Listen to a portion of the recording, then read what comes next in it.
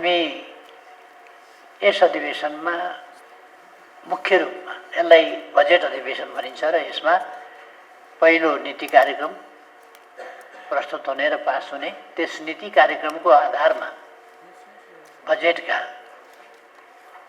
सिद्धान्त र प्राथमिकताहरू प्रस्तुत हुने, छलफल हुने र पारित भएर त्यो सरकारलाई पठाइने र त्यसपछि जेठ 15 गते बजेट प्रस्तुत हुने। त्यो चाहिँ निर्धारित दिन छ, जेठ 15 गते, हामी सबैलाई थाहा छ। यी धेरै महत्त्वपूर्ण विषयहरू, हामी कस्ता नीतिहरू आगामी आर्थिक वर्षका लागि कस्ता नीतिहरू तय गर्छौँ, कस्ता नीतिका साथ अगाडि बढ्छौँ, कस्तो कार्यक्रम लिएर अगाडि बढ्छौँ, देशलाई राजनीतिक, आर्थिक, सामाजिक, सांस्कृतिक हिसाबले र आम चासोका विश्वव्यापी विषयहरू, वातावरणीय प्रश्न, इकोसिस्टमका कुरा, मानवाधिकारका पक्षहरू र विश्वमा बढ्दो तनाव छ त्यसमा हाम्रो भूमिका जस्ता कुराहरूमा पनि हामी ध्यान दिनेछौँ। मैले विश्वास लिएको छु सबै माननीय ज्यूहरूबाट दस्तावेजहरू राम्ररी अध्ययन गर्ने, तिनीहरूमा चिन्तन मनन गर्ने, अघिल्ला दस्तावेजहरूसँग तुलनात्मक अध्ययन पनि गर्ने, अहिलेको परिस्थितिलाई बुझ्ने र गर्नुपर्ने कामहरूको सन्दर्भमा अहिलेका तात्कालिक समस्याहरूलाई कसरी सम्बोधन गर्ने, संसद मार्फत जनताका समस्याहरू संसदमा कसरी उठाउने र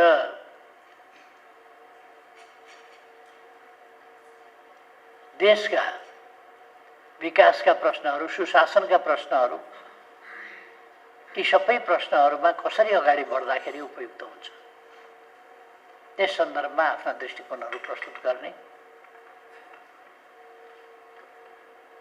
बाढी, पहिरो आदिको समय पनि आउँदैछ,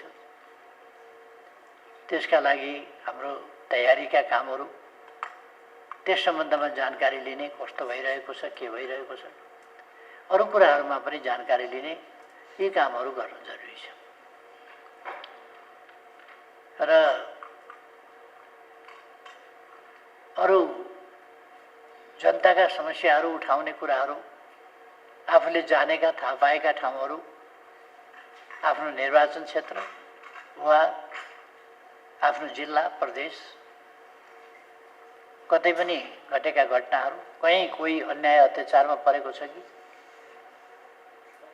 महिलाहरूमाथि हिंसा, हेरेसमेन्ट केही जस्ता कुराहरू भएका छन् कि, अथवा पछाडि परेको समुदायलाई हेप्ने, होच्याउने कामहरू, अन्यायमा पार्ने कामहरू भएका छन् कि, यस्ता कुराहरूको सन्दर्भमा निर्भीकतापूर्वक आवाज उठाउने र समयमै आवाज उठाउने जस्ता कामहरू पनि गर्न पछाडि पर्नु हुँदैन।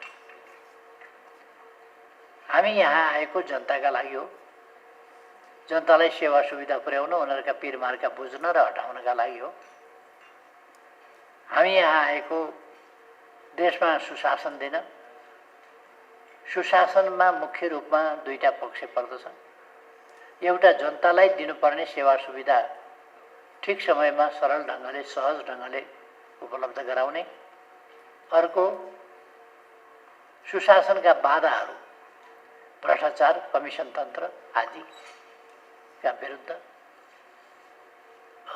र अर्को कुरा, हामीले आर्थिक, सामाजिक, सांस्कृतिक प्रश्नका कुरा उठाइरहँदा सामाजिक मूल्य मान्यताहरू, हाम्रो समाजका, हाम्रा सांस्कृतिक मूल्यहरू, एकअर्कालाई, एकअर्का जातलाई, भाषालाई, धर्मलाई, संस्कृतिलाई, चाडबाडहरूलाई, रीतिथितिहरूलाई होच्याउने होइन, सम्मान गर्ने। कुनै कुरामा कमी छ भने र अन्धविश्वास जस्ता कुराहरू, अन्धविश्वासलाई लिएर मान्छेमाथि प्रताडना गर्ने कुराहरू, बोक्सी जस्ता कुराहरू, यस्ता कुराहरूको सन्दर्भमा हाम्रो विरोध प्रखर हुनुपर्दछ। अहिलेको समयमा पनि अनेक विकृतिहरू छँदैछन्। त्यस्ता विकृतिहरू त्यसलाई अन्त्य कसरी गर्ने, त्यसको आम जागरणको आवश्यकता छ। जनजागरणको त्यो कसरी गर्न सकिन्छ जस्ता कुरा र जनजागरणका अन्य तमाम पक्षहरू कसरी उठाउन सकिन्छ, यस्ता कुराहरू पनि उठाउन चाहिँ ध्यान दिनुपर्छ। र बोल्नका लागि बोल्ने होइन, अर्थपूर्ण ढङ्गले बोलिनुपर्दछ। जनताका आवाज, देशका आवाज, तत्काल जनताले भोगिरहेका समस्या समाधानका निम्तिका प्रयासहरू हाम्रा बोलाइमा प्रतिबिम्बित हुनुपर्दछ। निरर्थक, झुट, भ्रमपूर्ण, असभ्य, अश्लील जो केही पार्टीहरूका नाउँमा केही व्यक्तिहरूले संसदभित्र पनि बोल्ने गरेका छन्, त्यस्तो प्रवृत्ति हामी गर्दैनौँ, हामी बोल्दैनौँ। र हामीले एउटा मर्यादित, सुसंस्कृत, सभ्य तरिकाले तथ्यमा आधारित, प्रमाणमा आधारित तथ्य कुराहरू साहसिक ढङ्गले प्रस्तुत गर्छौँ। हाम्रो कुरा त्यो। त्यसकारण म सबै साथीहरूलाई यस ढङ्गले कुराहरू राख्न आग्रह गर्न चाहन्छु। हामीले सत्यको उजागर गर्नुपर्दछ। हामीले राष्ट्रियताको पक्षमा स्पष्ट दृष्टिकोण राख्ने, अडान राख्ने, उभिने काम गर्नुपर्छ। राष्ट्रलाई विभिन्न ढङ्गले कमजोर पार्ने खालका क्रियाकलाप र प्रवृत्तिहरू, त्यस्ता कुराहरूलाई आलोचना गर्नुपर्छ। र त्यस्ता कुराहरूलाई हामीले अलिकति तिखै आलोचना गर्नुपर्छ, किनभने देशभन्दा ठुलो अर्को कुरा हुँदैन। जननी जन्मभूमिश्च स्वर्गादपि गरिएछि। स्वर्गभन्दा पनि ठुलो महान भनेको देश हो। देशप्रति जसको निष्ठा छैन, त्यस्ता तत्त्वहरूलाई हामीले तिनको असली चेहरा, तिनको मकुण्डो उतार्नुपर्छ।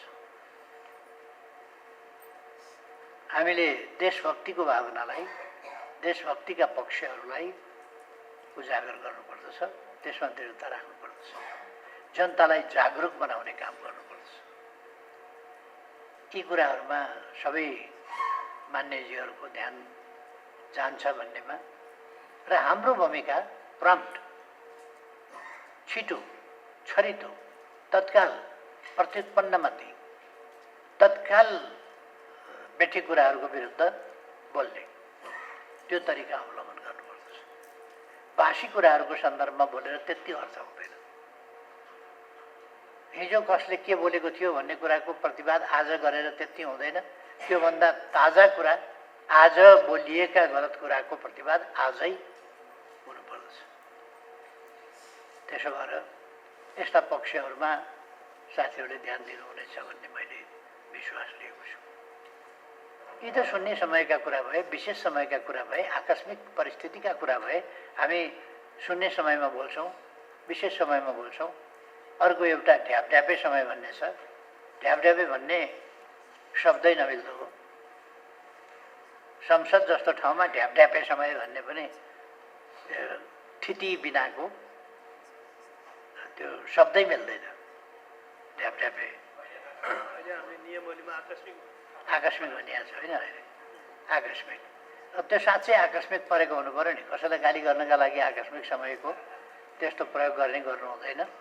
हामीले ओजनदार ढङ्गले आकस्मिक आइपरेको, कहीँ कतै केही नराम्रो कुरा भएको छ कि केही भएको छ कि भन्ने कुरा हेर्नुपर्दछ। जस्तो आकस्मिक अथवा दिनसँग सम्बन्धित कुराहरू बोल्ने, दिनसँग सम्बन्धित अघि माननीय प्रमुख सचेतकले कुराको प्रारम्भमा भन्नुभयो। आज मनमोहन अधिकारीज्यूको 26औं स्मृति दिवस हो। म उहाँप्रति हार्दिक श्रद्धा सुमन अर्पण गर्छु भनेर उहाँले भन्नुभयो। यो चाहिँ समसामयिक अथवा दिन अनुसारको कुरा हो। यो कुरा भोलि भनेर त्यति प्रभावकारी हुँदैन। त्यसकारण म सबै साथीहरूको तर्फबाट म पनि भन्न चाहन्छु कि मनमोहन अधिकारीजीप्रति पुरा सम्मान हामी व्यक्त गर्दछौँ। हाम्रो दलको नेता हुनुहुन्थ्यो, यस देशको प्रधानमन्त्री हुनुहुन्थ्यो।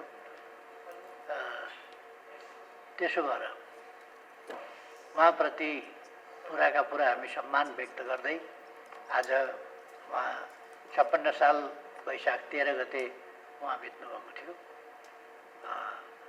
आज 26 वर्ष बितेका छन् र 26औं पुण्यतिथि हामीले आज बिहान मनायौँ। म थिइनँ, म आज लुम्बिनी जानुपर्ने थियो, त्यहाँ एउटा अन्तर्राष्ट्रिय सम्मेलन थियो, म त्यसमा गएको थिएँ र यता जो साथीहरू हुनुहुन्थ्यो साथीहरूले मनाउनु भएको छ। यस्ता सामयिक कुराहरू पनि बोल्नुपर्ने हुन्छ, समसामयिक विषयमा बोल्नुपर्ने हुन्छ। यस्ता कुराहरूमा मान्यजीहरूले अलिक ध्यान दिनुहोला।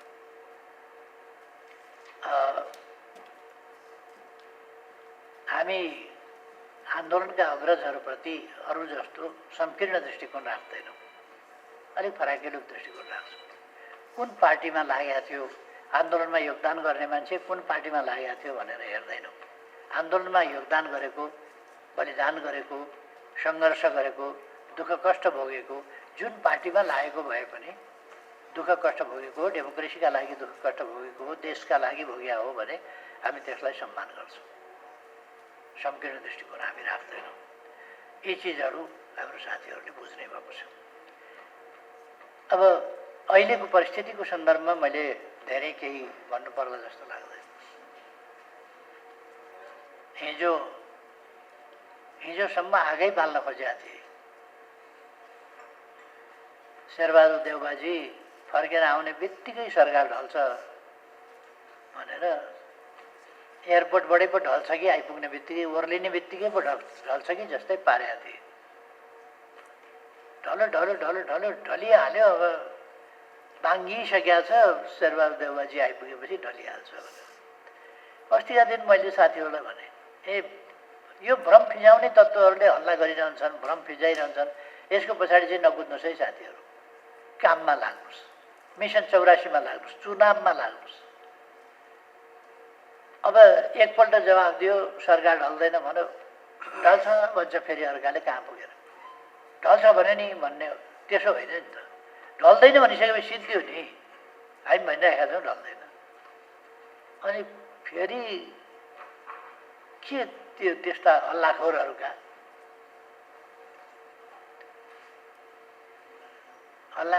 कुराहरूका पछाडि किन कुदिरहने? त्यस कारण मिसन 84मा लाग्नुहोस्, चुनावमा लाग्नुहोस्, पहिलेदेखि चाहिने काममा लाग्नुहोस्, यो हल्लामा नलाग्नुहोस्, हल्लाका पछाडि नकुदौँ भनेर मैले भनेको थिएँ। सरकार ढल्छ कि रहन्छ कि यसमा नलाग्नुहोस्, तपाईँहरू त्यसको जिम्मा हामीलाई छोडिदिनुहोस्, आफ्नो काम गर्नुहोस्, चुनावका पछाडि लाग्नुहोस् भनेपछि ल अब प्रधानमन्त्रीले नै आश मारिसकेछन् भनेर त्यता व्याख्या गरेर कुदे। प्रधानमन्त्रीले भनेका कुराले तरङ्ग ल्यायो भने नेपाली भाषा बुझ्दैनन् कि के भएको त्यो बुझ्दैनन्। त्यस कारण यस्तो कुरालाई केही मैले भनिरहनु परेन। शेरबहादुरजीले आइपुग्ने बित्तिकै हिजै जवाफ दिनुभयो। खुइ गरेर पुरपुरा हात लाएर फेरि बिचराहरू थचक्क बसे, हल्ला गर्नेहरू। त्यति चाहिए रहेछ। शेरबहादुरजीले सरकार ढल्दैन भनिदिएपछि खतराकै हुँदो रहेछ, फेरि थुचुक्कै पुरपुरा हात लाएर। कति विदेशतिर कति हेर्न सक्यो भने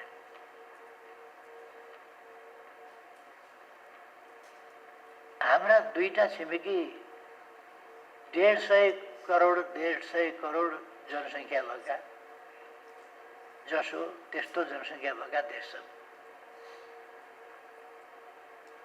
अब तिनीहरूमध्ये ती 150 करोड मान्छे मध्ये कसको अनुहार उज्यालो भयो, कसको अलिक उज्यालो भएन,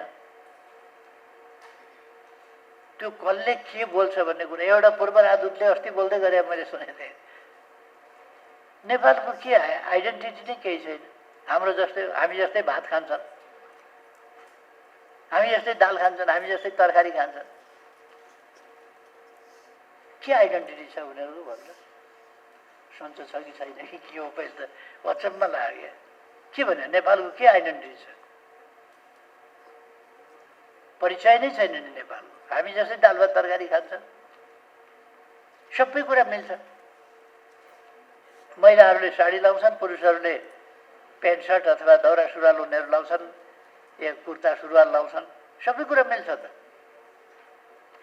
अनि नेपालको के परिचय छ? एउटा राजदूतले भनेको, डिप्लोमेटले भनेको नेपाललाई होच्याउन खोजे हो। त्यो ती व्यक्तिमा बडा राष्ट्र अहङ्कार छ। तिनले सोभरेन्टी भन्ने बुझ्दैनन्, देशको स्वाधीनता भन्ने कुरा बुझ्दैनन्। तिनले आकार मात्रै हेर्छन्, तिनले पपुलेसन मात्रै हेर्छन्, अथवा यस्तै कुराहरू के हेर्छन्? सोभरेन्टी बुझ्दैनन्, साइज बुझ्छन्। त्यही बोल्दै थिएँ मैले, यसो हेरेँ के छ र आइडेन्टिटी, के परिचय छ? आफ्नोपन भनेको के छ नेपाल? नेपालमै राजदूत भएर कति वर्ष बसेर गएको मान्छे ऊलाई यस्ता मान्छेहरूका बकवास गर्ने मान्छेहरूका कुराका पछाडि हामी लाग्ने होइन। ती हाम्रो सार्वभौम सत्तालाई सम्मान गर्न नसक्ने संकीर्ण मनका मान्छेहरू हुन्।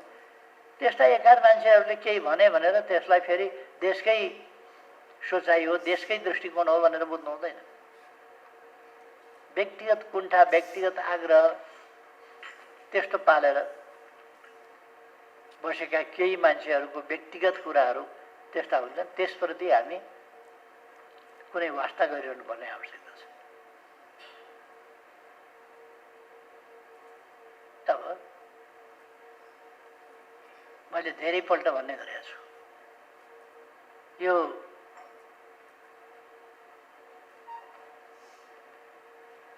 हाम्रो भूबनोट, भू राजनीति, भूबनोट त अहिले बनाइदिया हो र हामीले, यो त सदियौँदेखि छ। यही भूबनोटले नेपाललाई सदैव स्वाधीन राख्यो। 5000 वर्षभन्दा लामो इतिहास हाम्रो छ। थोरै देश होला त्यति लामो इतिहास भएको, जति लामो इतिहास हाम्रो छ। अनि भू राजनीतिमा होसियार हुनुपर्ने के भने थियो?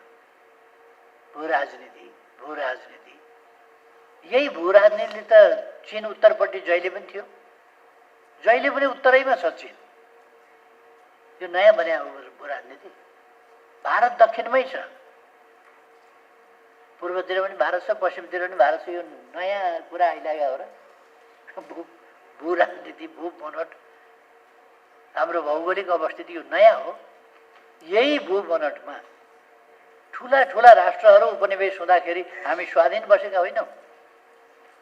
यही भू राजनीतिमा, यही भू बनोटमा, यही भौगोलिक अवस्थितिमा। यो कुनै नयाँ चिज होइन।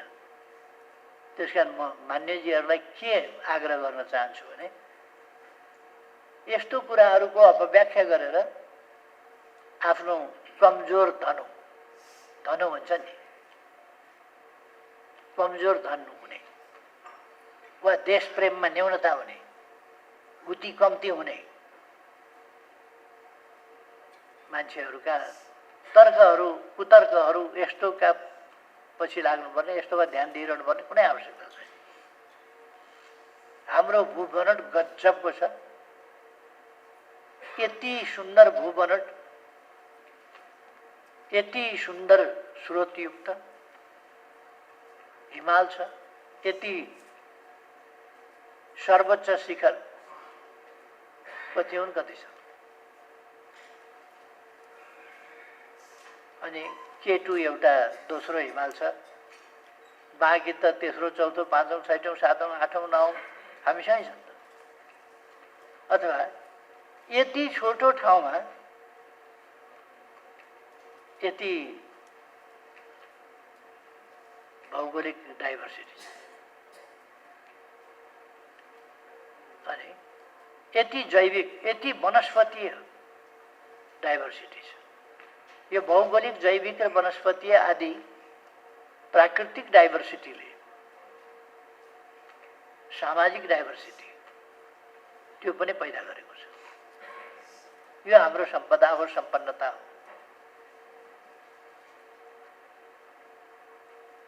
तसर्थ हिमाली भेगका चिजहरू पनि हामीसँगै छन्,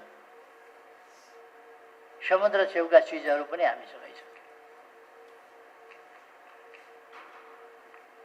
त्यसो भएर सुपारी नरिवल जस्ता समुद्रका किनारमा हुने चिजहरू पनि हामीसँग छन्, उत्तरका चिज पनि छन्। हामीसँग व्हेल माछा, डल्फिन, कहिले कहिले कोसीमा आइपुग्छ, समुद्रका चिजहरू पनि। त्यसकारण हामीले कुनै प्रकारको इन्फेरियोरिटी कम्प्लेक्स भन्छ नि, हीनताबोधी ग्रन्थि पाल्नुपर्ने कुनै आवश्यकता छैन, हीनता लिनुपर्ने कुनै आवश्यकता छैन। Nepal is a great country, महान देश हो, त्यो मात्रै हामीले बुझ्नुपर्छ। यसमा ढुक्क भएर हामी अगाडि बढ्नुपर्छ। यो भू बनोट, भू राजनीति, भू अवस्थिति आदिका कुरा गरेर अल्मलिनुपर्ने केही आवश्यकता छैन। हाम्रा विकासका काममा हाम्रा साधन स्रोतहरूलाई प्रयोग गरेर हामी विविधतालाई एकतामा बदल्दै अगाडि बढ्नुपर्छ। आजको आवश्यकता त्यही हो। हाम्रो राजनीति राष्ट्रियताको राजनीति, राष्ट्रिय एकताको राजनीति, राष्ट्र निर्माणको राजनीति, राष्ट्रमा सुशासन र शान्तिको राजनीति। हाम्रो राजनीति त्यही हो, विकासको राजनीति र समृद्ध नेपाल, सुखी नेपालीको राजनीति। कोही पछि नपरोस्, सबै नेपाली समृद्ध हौं, सुखी हौं। हरेकको अवस्था खर्चभन्दा आम्दानी बढी होस्, बचतको स्थितिमा हरेक परिवार होस्, त्यसका निम्तिका प्रयास हाम्रो राजनीति। असल छिमेक सम्बन्ध हाम्रो राजनीति। राजनीति भनेको पृथक केही कुरा हुँदैन। हाम्रो दैनिक जीवनमा सकारात्मक परिवर्तन ल्याउने, समाजमा सुसम्बन्ध, देशमा सुशासन, विकास, यही चीज हो राजनीति। यही कसरी गर्ने भन्ने कुरा हो राजनीति। राजनीति भनेको इमान कि बेइमानको कुन बाटो छान्ने भन्ने कुरा हो। हामी इमानको बाटो छान्छौँ, इमानको राजनीति गर्छौँ। हाम्रो राजनीति यही हो। जनताको सेवाको राजनीति, विकासको राजनीति हाम्रो राजनीति हो। हामीहरूलाई आरोप लगाएर, लान्छना लगाएर, होच्याएर भन्दा आफ्ना कामले अगाडि बढ्छौँ। त्यसकारण विकासका कुराहरूमा हाम्रो ध्यान छ, हाम्रो रुचि छ। अहिले नेपाली कांग्रेस र हामी दुईटा सबभन्दा ठूला पुराना पार्टीहरू एक ठाउँ किन मिल्न पर्यो भने अहिलेको अवस्थालाई हेरेर, देशलाई आर्थिक हिसाबले दुर्दशामा पुर्याइएको अवस्थालाई हेरेर हामीले त्यसबाट उठाउनका लागि यो काम गरेका छौँ। र हामी ओह्रालो लागिरहेको, लगाइरहेको, ओह्रालोतिर धकेलिदिएको अर्थतन्त्रलाई ब्रेक लगाएर, ओह्रालोतिर खस्नबाट रोकेर अब स्थिरता र सकारात्मक दिशामा फर्काउने त्यो काम गरिरहेका छौँ। फेरि हामी 7% भन्दा माथिको वृद्धि दर ल्याउन सक्छौँ र ल्याउँछौँ। भोलि गएर हाम्रो वृद्धि दर अरूले सोचेको भन्दा पृथक ढङ्गले आउँछ। धौबारीको फलाम खानेले अथवा दैलेखको पेट्रोलियम खानेले अथवा यस्ता अरू खानीहरूले हामीले अर्थतन्त्रलाई अगाडि बढाउँछौँ। कृषिको आधुनिकीकरण, व्यावसायिकीकरण त्यसले फरक ल्याउँछ। एउटा सिँगै परिस्थितिमा आश्चर्यलाग्दो भिन्नता ल्याउन सक्छौँ हामी। त्यसकारण म मान्यजीहरूलाई आग्रह गर्न चाहन्छु, आत्मविश्वासका साथ तपाईहरू तयारी गर्नुहोस्, आफूलाई त्यस ढङ्गले प्रस्तुत गर्नुहोस् र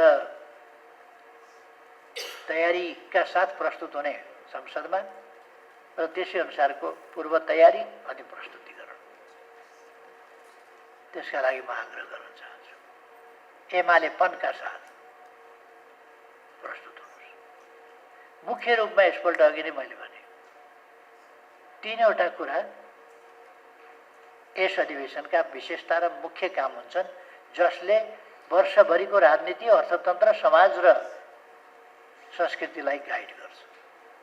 कता लाने, कसरी लाने, कसरी विकास गर्ने भन्ने कुरालाई गाइड गर्छ। यी कुराहरूमा हामीले साँच्चै गम्भीरताका साथ ध्यान दिनुपर्दछ। आत्मकेन्द्रित भएर होइन, राष्ट्र केन्द्रित भएर, जनताप्रति समर्पित भएर हामीले यी कामहरू गर्नुपर्दछ। यिनलाई सही ढङ्गले निष्कर्षमा पुर्याउनु पर्दछ। सँगसँगै अघि मैले सुरुमै भने हामीले थुप्रै विधेयकहरू यस अधिवेशनबाट पारित गर्नुपर्छ। विधेयक जसो पायो त्यसै पारित हुन नदिनुहोस्, पारित हुनु हुँदैन। विधेयक ठिक विधेयक पारित हुनुपर्छ, ठिक ढङ्गले पारित हुनुपर्दछ। विधेयक ठिक पारित भएन भने गलत विधेयकले देशलाई वैचारिक हिसाबले गलत दिशामा लान सक्छ, व्यवहारिक हिसाबले गलत दिशामा लान सक्छ, जसको प्रत्यक्ष असर जनतालाई सेवा सुविधा पुर्याउने कुरामा पार्न सक्दछ, उद्यमी व्यवसायीहरूलाई अप्ठ्यारो पार्ने कुरामा, विकासका कामलाई अप्ठ्यारो पार्ने कुरामा, मजदुर किसानलाई अप्ठ्यारो पार्ने कुरामा पुर्याउन सक्दछ।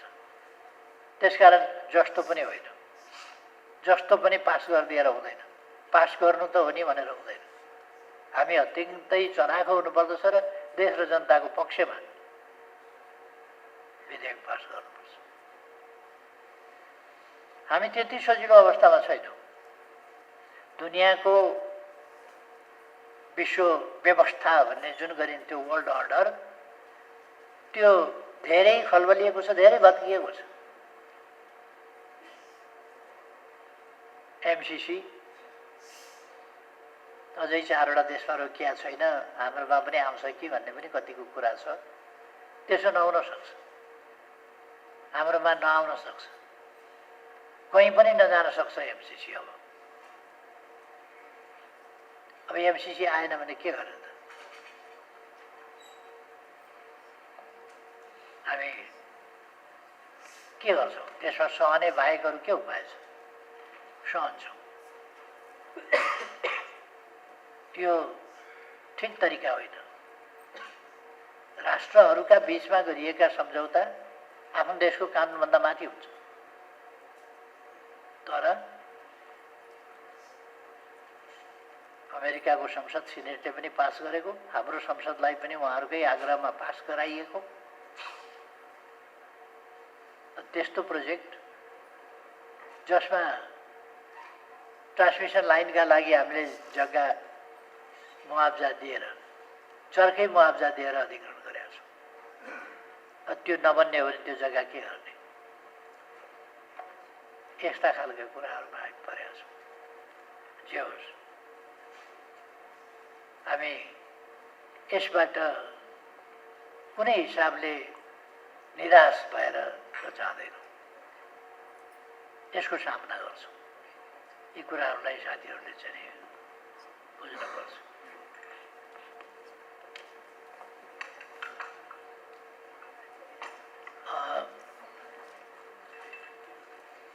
अब अर्को वर्ष हामी स्तरोन्नति हुँदैछौँ, अल्प विकसितबाट विकासशील। यस परिस्थितिको सामना गर्दै हामी आफ्नो ढङ्गले विकासको मार्गमा अगाडि बढ्छौँ। आफ्नो राष्ट्रिय तयारी हुनुपर्दछ। मैले पहिलेदेखि भन्दैछु, कुनै पनि राष्ट्रले आफ्नो तयारी आफैले गर्नुपर्छ, आफ्नो देश आफैले विकास गर्नुपर्छ, अरू कसैले आएर विकास गर्न दिँदैन। सहयोग पनि कति बेरसम्मका लागि सहयोग हो, कति बेर होइन। अब अर्को वर्षबाट त धेरै सहुलियतका ऋण अथवा यस्ता खालका धेरैवटा कुराहरू, अनुदानका कुराहरू, त्यसमा धेरै कटौती, धेरै न्यून हुन्छ। अल्पविकसित भनेर जुन पाएको थियो त्यो डेभलपिङ भनिसकेपछि त्यो नपाउन सक्छ। हाम्रो स्थिति त यही छ नि त। यस्तो स्थितिमा अब सहयोग नपाउँदाखेरि, अनुदान नपाउँदा, सहुलियतमा ऋण नपाउँदा पनि हामीले सामना गर्छौँ भनेर नै अगाडि जानुपर्छ। त्यसकारण हामी अर्को वर्षबाट फरक परिस्थितिमा पुग्छौँ। अहिलेदेखि नै अब अर्को वर्ष अल्पविकसितबाट चाहिँ जाने भएको हुनाले, हट्ने भएको हुनाले अहिलेदेखि नै त्यस प्रकारका लक्षणहरू देखिन थालेका छन्। अर्को वर्ष हाम्रो एलडिसीको अध्यक्षता पनि स्वतः समाप्त हुन्छ, किन हामी नै एलडिसी रहँदैनौँ। यो नराम्रो कुरा होइन, तर फेरि पनि एउटा फोरम त हामीले अलिकति लुज गर्छौँ। त्यसपछि हामीले नयाँ फोरमहरू, नयाँ इकोनोमिक फोरमहरू, नयाँ सहकारीका फोरमहरू खोज्नुपर्छ। नयाँ रिजनल, नयाँ इन्टरनेसनल फोरमहरू खोज्नुपर्छ। नयाँ सहयात्री र साथीहरू खोज्नुपर्छ आर्थिक विकासका लागि। यी पक्षहरूमा मान्यजीहरू सजग हुनुहुन्छ भन्ने मैले ठानेको छु, र सजग हुन जरुरी छ। 19 गते हामी नीति कार्यक्रम पेश गर्छौँ। 20 गते हामी बैठक बस्छौँ संसदीय दलको। त्यस दिन हामी अघिल्लो दिन 19 गते प्रस्तुत भएको नीति कार्यक्रमको सम्बन्धमा दलका नेताहरू र एक्सपर्टहरू समेतबाट पनि फिडब्याक लिन्छौँ। के छ उहाँहरूको भनाइ बजेटको सम्बन्धमा, त्यो पनि लिन्छौँ। आवश्यक पर्दा अर्थमन्त्रीले पनि त्यसमा जवाब दिनुहुनेछ। मुख्य गरेर 19 गते नीति कार्यक्रम पेश भएपछि उहाँको बजेटतिर लाग्नुपर्ने त हुन्छ त्यसअनुसार, तर पनि नीति कार्यक्रममा पनि अलिकति उहाँको ध्यान जाला र नीति कार्यक्रमले बजेटका सिद्धान्त र प्राथमिकताहरूलाई मार्गनिर्देश गर्छ र नीति कार्यक्रम तथा सिद्धान्त र प्राथमिकताहरूले बजेट कसरी आउँछ भन्ने कुरालाई तय गर्छ। त्यसर्थ यसमा उहाँको पनि ध्यान गएकै छ, जानेछ र उठेका प्रश्नहरूको उहाँले जवाब दिनुहुनेछ, अरू मन्त्रीजीहरूले जवाब दिनुहुनेछ र मैले पनि साथीहरूलाई स्पष्ट पार्नेछु कि के हो यो भनेर साथीहरूले उठाउनु भएका प्रश्नहरूमा।